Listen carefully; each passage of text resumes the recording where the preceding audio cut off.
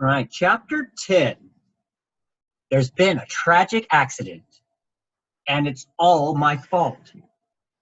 This morning, at my insistence, we sneaked into an enormous banner-draped building where, according to Honky, some sort of computer exposition was underway. I reasoned we might get lucky and spot Dr. Milbreen, who often spends long hours closeted in his office massaging his computer data, whatever that is. Well, we didn't encounter anything that I'd care to massage, just a lot of buzzing machines, great throngs of people lugging around bulging shiny bags, and no Dr. Milbreen. Eventually, we wandered into some sort of giant room where a geeky guy with glasses was giving a demonstration. Still, no Dr. Milbreen. As we ducked under a table, Petey tripped over a cable, dislodging it from a humming machine. At that moment, we heard the audience gasp in surprise. I peeked out to see what was up, and I noticed the geeky guy's face was turning red. "Gee, that's odd," he said. "This software has been beta tested by over 1 million users. It's never done that before." Crack! A tremendous flash sent a flying mass hurtling toward me. I hit the deck. The mass streaked past my head, impacted a wall, and rebounded, knocking Petey off his feet. As the smoke cleared, I realized with a shock that the feathered missile had been Honky. Slowly picking ourselves up, Petey and I gazed in horror at our stricken pal. Moaned Honky. "My foot." "Oh my God!" exclaimed Petey. I couldn't believe my eyes. Where only this morning had wiggled a robust red foot, there was now an alarming void. Somehow, Mr. Jerriger leading the way, we managed to haul our delirious companion through a maze of teeming corridors and out to an open park-like area across the street. Now we're trying to get a grip on our panic and figure out what to do next. "What could have happened?" I asked, dazed. "He must have stepped on some sort of booby-trapped wire," speculated Petey. "Or maybe that computer was seriously overdue for its massage." "I suppose I'm a goner," groaned Honky, stretched out on the green filaments under a tree. "Very likely," agreed Petey gloomily. "You won't live long without a leg. Some cat will get you for sure." "Don't be silly," I said. "We'll look after you, Honky. Are you in great pain?" "I will be if someone doesn't get me a cigarette fast." Seconds later, I was back with a Cramel 100, borrowed hastily from a surprised computer fancier. "Am I still bleeding?" asked Honky, exhaling a cloud of blue smoke. "You never bled a drop," replied Mr. Jerriger, studying Honky's stump. "The heat of the flash must have cauterized the wound." Honky gazed up at the heavens and sucked greedily on his cigarette. "You've been great fellows," he said. "Thanks for the wonderful times." "Just lie still," I said. "You'll be fine." "It's my time, fellows," he replied. "I'm seeing a sign." "What sort of sign?" asked Petey, intrigued. "Do you see a great white light? I'm told the hallucinogenic pyrotechnics at the end can be quite spectacular." "No, I see Wallace," replied Honky. "Our old cage buddy." "But Wallace is dead," I pointed out. "Dear Marianne centrifuged his liver." "Of course he's dead," replied Honky. "That's why I see him. He's come to welcome me home." "Who's Wallace?" inquired Mr. Jerriger. A former Berkeley cage mate of ours, said Petey. Had the hots for Julie, as I recall. Honky, how do you know it's Wallace? Well, for one thing, he's smoking, answered our pal, his features now composing themselves into an expression of profound grace. Hello, Wallace, he called. What's up, Seagulls? Came the startling reply. How did you know my name?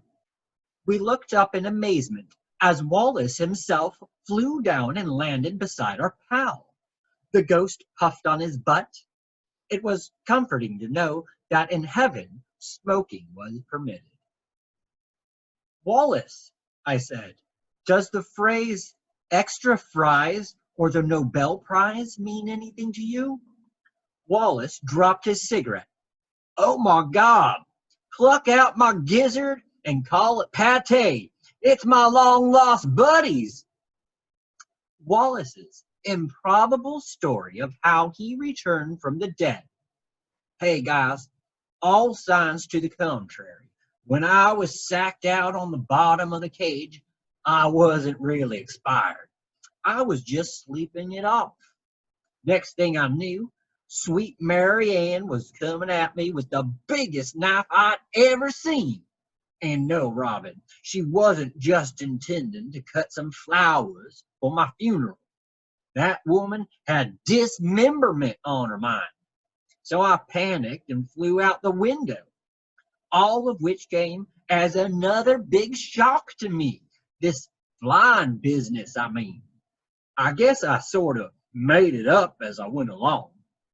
Suddenly, I'm 6 stories above the ground with shorn wings that couldn't support an emaciated gnat. It's a miracle I survived the impact. Then I had to get up and run for Mary Ann. The woman came after me. She turned completely homicidal. I was lucky to escape down a sewer grating. Hey, I need a smoke.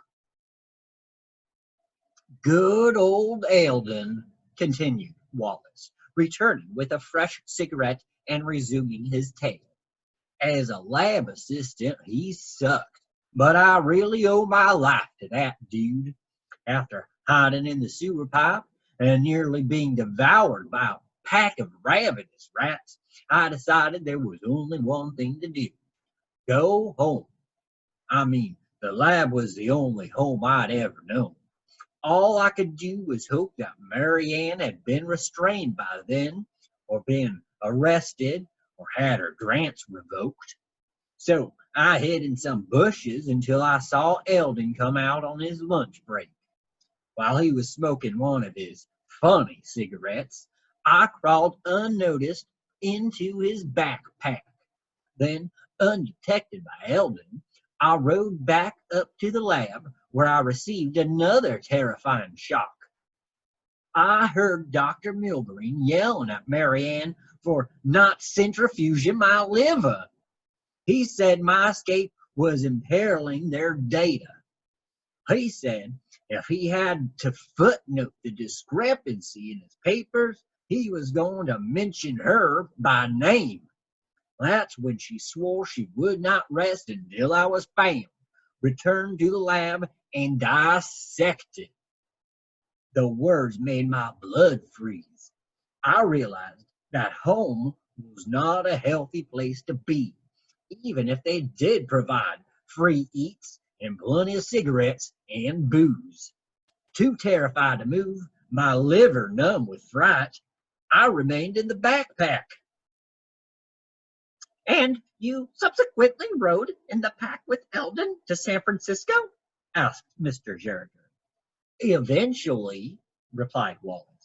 With many traumatic stops along the way, we spent hours in one place where the music was so loud I thought my ears would burst.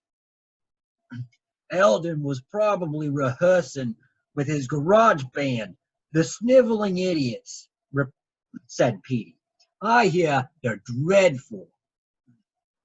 The pits, confirmed Wallace, like having red-hot cage bars poked in your ears. I'm sure Marianne did not mean you any harm, I said. You have to realize you were part of an important scientific study. You were not authorized to leave. Well, I did, said Wallace, and I'm glad too, except I do miss that Drag-O-Matic and Sherry tube. I've been sober for weeks. We all clucked in sympathy. Eldon must live in San Francisco, I said, thinking out loud. If we could find him somehow, we could ride back to the lab in his pack. You could if you were insane, replied Wallace. We must get back, I insisted. All of us, especially now that Honky's been injured. I'm sure this mix-up can be explained. Marianne and Dr. Milbrain would never harm us. They wouldn't. They couldn't. Go back if you want, Robin, said Wallace, but I'm staying here. Phoebe needs me. Who's Phoebe? Asked Honky, intrigued. Get up off your backside, you one-legged malingerer, replied Wallace, spitting out his butt, and I'll show you. Wallace, believe it or not, is cohabitating with a female. After persuading Honky that even amputees can fly, he took us home to meet his missus. We followed him along the edge of the Bathwater Bay to a place called the Pierside RV Park. Mounted on a tall pole above a garish electrical sign was a miniature home on wheels, complete with real glass windows, a sundeck above the forward living room, and what Petey identified as a roof-mounted satellite dish. Do you really have TV? Asked Honky enviously. No, admitted Wallace, circling proudly above his elevated dwelling, but we hope to someday. We landed on the little stoop outside the door and followed our friend inside. The interior was cramped but not uncomfortable. Mr. Geringer thought the cheery yellow curtains on the windows were a homey touch, and they provided a stabilizing beak-hold for Honky, who was learning to teeter about on his left leg. Hi, hun, called Wallace. I brought some friends over. Wally, I'm in no condition to entertain, snapped a female voice from the adjoining room. You know I'm sitting on eggs, and I think I'm starting to molt. Don't fret, babe, said Wallace. These are my oldest pals. We were at college together in Berkeley. Curious, we peered through the narrow doorway, then glanced away in embarrassed silence. Wallace noticed our discomfort. Okay, he said, lowering his voice. She's a pigeon. What of it? Nothing, Wallace, I said. She's very attractive. A lovely bird, agreed Mr. Geringer. Is this your first clutch? Yeah, replied Wallace, obviously in need of a cigarette and a cocktail. A guy looks around for a good time and then, boom, he's got a house, a mate, and kids on the way. It's perfectly natural, declared Mr. Geringer, and healthy. We all envy you. Yeah, right, said Wallace. You want to go up on the sun deck? There's a nifty view of the bay up there. Sure, I said. Nice meeting you, called Honky. No reply from the feather-lined nesting chamber. We filed out and helped Honky up onto the sun deck. Out on the green Bathwater Bay, an enormous vessel piled high with red boxes steamed by. Below us, large versions of Wallace's home glinted in orderly rows on the wooden pier. Boy, I wish you guys would ditch those stinking seagull feathers, said Wallace. You don't really need them, you know. But they possess the power of flight, protested Honky. Bullshit, said Wallace. You possess the power of flight. Your feathers are long enough now. Strip, guys, and be what God intended you to be. What precisely is that? Asked Petey, reluctantly plucking out his auxiliary flight equipment.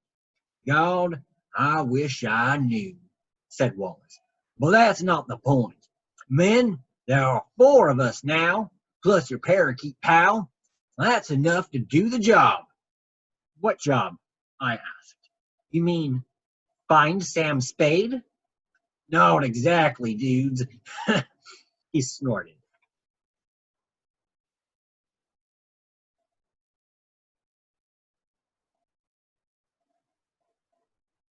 Chapter 11. We were lined up on a utility pole across the street from a store Wallace had spotted on the edge of Chinatown. Not only was the front door kept propped open for anyone to enter, but the front window was glistening with row upon row of tiny glass bottles, all perfectly sized for ease of carrying. Okay, men, said Wallace, y'all know your jobs. Let's not have any slip-ups. Anytime you're ready, Mr. Jerriger. The parakeet nodded and catapulted off into the night. He flew straight into the store, fluttered around the thin elderly man behind the counter, alighted on the flashing security camera, and said, "Hey, mister, your fly's down." Taking advantage of the clerk's temporary preoccupation, the rest of us glided in to grab the goods. Attempting a pinpoint landing on a glass shelf, I misjudged my speed, overslid my target, and sent bottles flying in all directions. Recovering quickly, I grabbed a bottle, launched into a glide, and collided with Wallace, who ricocheted into Petey, forcing the bulky airman, recently designated by Wallace as the Flying Brick, into an emergency landing on the nearest horizontal surface, the surprised clerk's head. The man grabbed a club from under the counter, swung it at Petey, missed, and delivered a stunning blow to his own gray-feathered scalp. Petey leaped from his collapsing perch, grabbed a bottle from the window, swerved around Wallace, and sideswiped Honky, causing our handicapped pal to drop his cargo. Flapping erratically, Petey lurched out the door as Honky spiraled down out of control. Just then, another man ran in from the back carrying a large, menacing gun. Mr. Jerriger buzzed his head, shouting, "Don't shoot! Don't shoot!" The man fired. Plaster blew out of the ceiling. I dropped my bottle on his head. He fired again, and the front window disintegrated in a spectacular explosion. The man turned his gun toward Honky, dazed on the floor. Wallace dive-bombed his face. The gun went off. A gray blur zipped in and hauled Honky out the door. I zoomed after them. Mr. Jerriger passed me like I was flying backwards. The gun went off again. More bottles exploded on the wall beside me.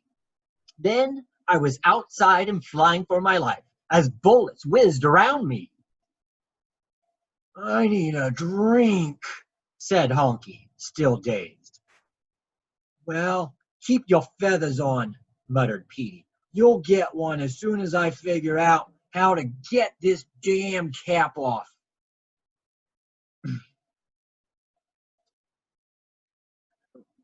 "What's in that bottle anyway?"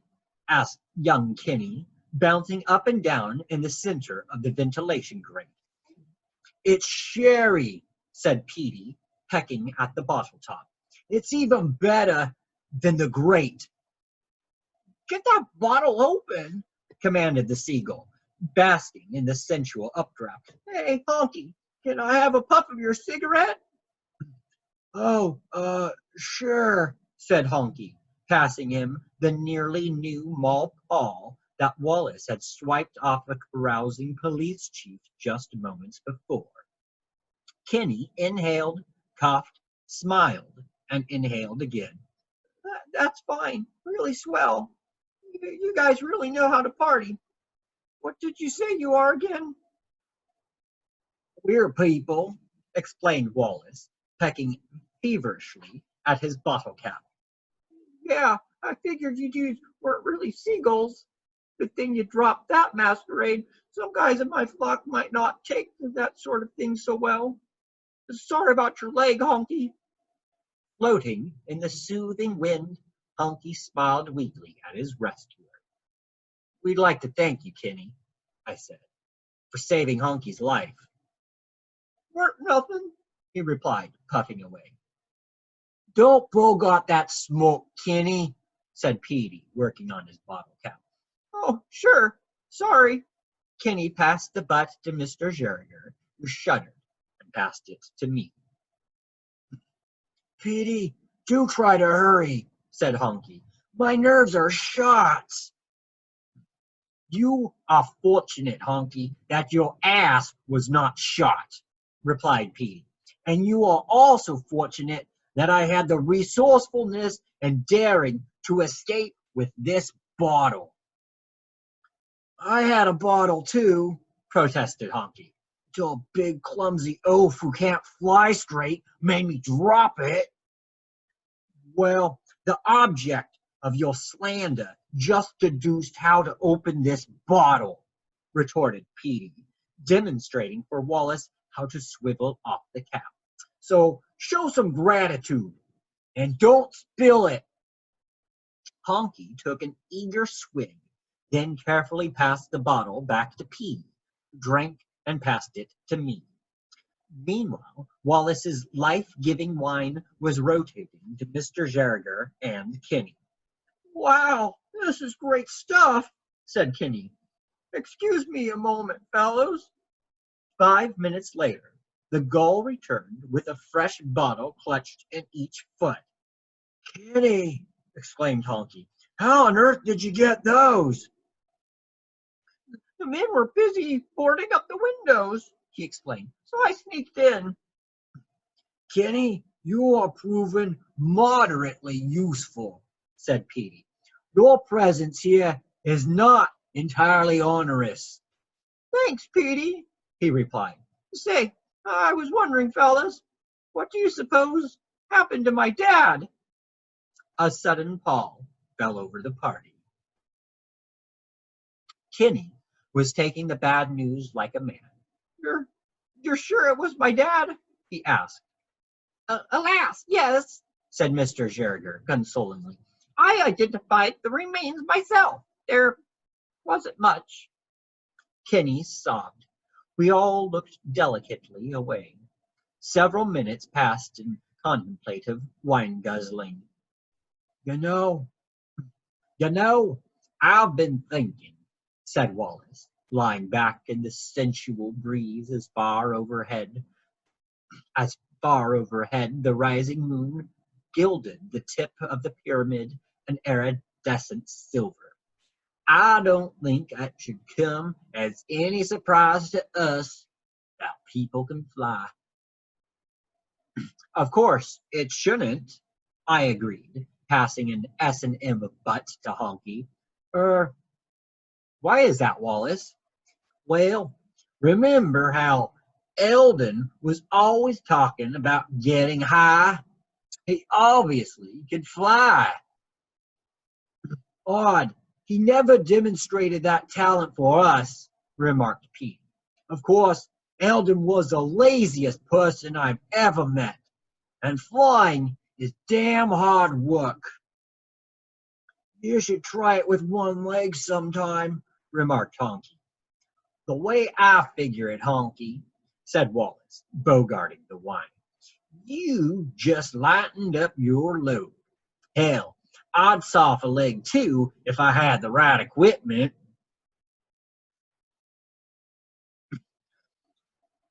Wallace, is it really you? We heard a voice say. We all turned around in surprise. From the shadows beneath a redwood tree, someone approached. It was Julie of Control Group A. Chapter 12. Love is like a cigarette butt. The ember of passion can burn for a long time untended. Sometimes it flickers out through neglect, or gets stepped on, or burns down to the filter and begins to stink. Other times, a propitious draught will reignite the flame. Such was the case with Julie and Wallace. Neither imagined they would ever see the other again. One parted, apparently, by death, the other separated by an irrational fear of liver centrifugation. Yet there they were last night, face to face in the moonlight, eyes aglow with rekindled ardor, sweet words of endearment being cooed without apparent restraint. But what of poor Phoebe, molting alone on her eggs back in the trailer? True, she was only a pigeon, yet even a pigeon, it could be argued, deserves some consideration. I trust Wallace will grapple with this moral dilemma soon. Of the Group A gals, Darla is by far the best flyer. On her own initiative, she persuaded Julie and a doubting Blanche to undertake flight experiments. Now she can launch herself from a standing start and fly nearly straight up for hundreds of meters. Looking out for her friends, she located several choice dumpsters, saved Blanche's life by bravely driving away what Mr. Geriger speculates was a cat, and found them all a snug little home far above the treacherous streets. Julie took us there last night for a gala reunion. Darla greeted us warmly and bustled about, helping make Honky comfortable. Even Blanche seemed almost happy to see us, despite the liquor on our breaths. They reside in a metal box attached to an immense panel that rises vertically from the top of a building near Union Square. A motor in the box operates some complicated-looking gears, belts, cams, and shafts.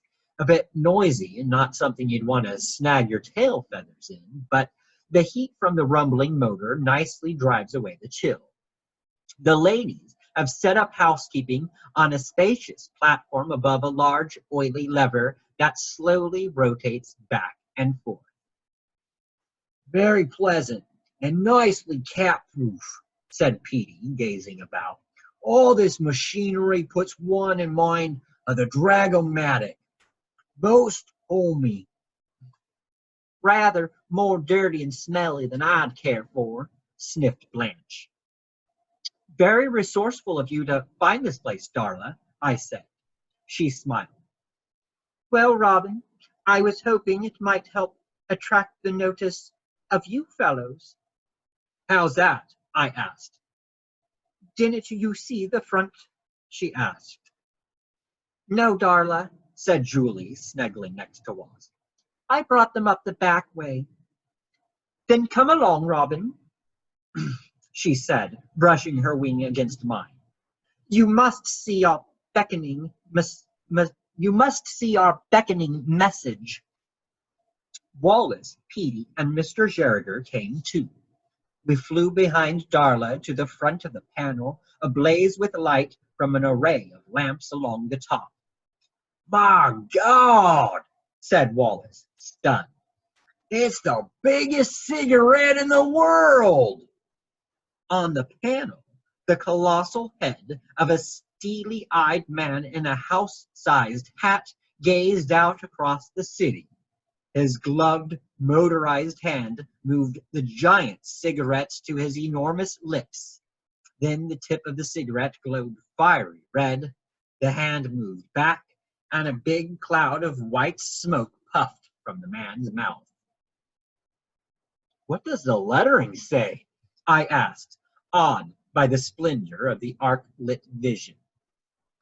According to Julie, replied Darla, it says, I'm hoping to be roping a Marlrubo. The mouth puffed again. Petey, Wallace, and I flew into the inviting cloud, inhaled greedily, then nearly plunged out of control to the rooftop below in a fit of coughing. I can see why he's hoping to be roping a Marlrubo, observed Mr. Geriger. Right now, it smells like he's smoking his rope. and choking. We spent the night with the gals. Ladies on one side of the platform, Blanche insisted. Men on the other side. No drinking or smoking, Blanche again. To no avail, Petey pointed out the extreme hypocrisy of the latter prohibition. Too large to fit through the narrow doorway, Kinney excused himself and went home to deliver the bad news to his mom. The motor droned, the lever creaked, the smoke chamber regularly expelled its unsatisfying vapor. Far below, the busy city grew quiet. Sometime before morning, Julie returned alone. I felt a body next to mine and recognized Darla's pleasant scent. I slumbered on, happy to be reunited with our friends and more certain than ever that soon we would be returning to our rightful homes in the lab. I dreamed of brave Sam Spade, searching, like me, for his lost love. Somewhere out there in the gray, fog-feathered city was Bridget O'Shaughnessy, and perhaps my own dear Mary Ann. After a refreshing night, Darla led us on a breakfast excursion to a favorite dumpster in an alley behind a large building Julie identified as Macy's. "Oh, so you're a reader too," said Honky, hopping clumsily about the disorderly remains of deliciously stale club sandwiches. "A little," replied Julie. "Oh, here's the morning paper." Imagine our shock when she and Honky read the bold black headline in unison. "Killer pigeons raid Chinatown liquor store." "How can they call us killers?" demanded Pete. "No one was killed."